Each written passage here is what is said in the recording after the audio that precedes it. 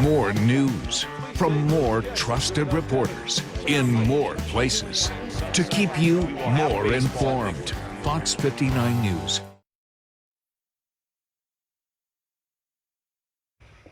Presumptive Democratic presidential nominee Kamala Harris in Indy today. Vice President Kamala Harris. New information surrounding her running mate shortlist that's coming up.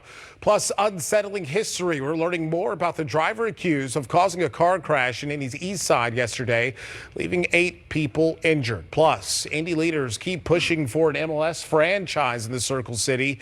The expert from a nearby MLS franchise city on what it would take to bring a top flight club right to our area. But we're going to begin the news at 7 with a live look at the White House, where in 1 hour, President Biden will deliver a primetime address to the nation.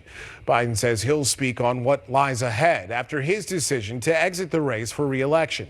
He's among the dozens of Democrats to endorse Vice President Kamala Harris to replace him. Now, earlier this week, she became the presumptive Democratic nominee. And now we're learning that Harris is vetting about 12 possible running mates. It's much more than what has previously been reported. Among those on the short list, Transportation Secretary and former South Bend Mayor Pete Buttigieg, Governors Andy Beshear, Josh Shapiro, Gretchen Whitmer also among those names floated.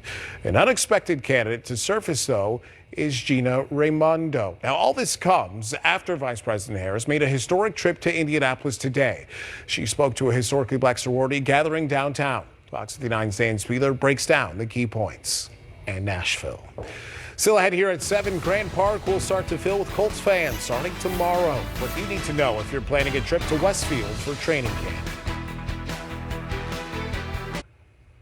Welcome back. The 2024 Colts training camp begins this week. Players reported back to camp today, but for the fans, the fun starts tomorrow. Our Hannah Fulman went to Grant Park to find out what they could expect this year. All right, before we go tonight, we have some breaking news here. Fire crews battling an apartment fire right now. You can see here one of our INDOT cams. This is near 465 and I-69 on the northeast side. We do have a crew on the way to gather some more information, but you can see large fire, lots of smoke right now coming through the air. This looks like a pretty large apartment complex here as well.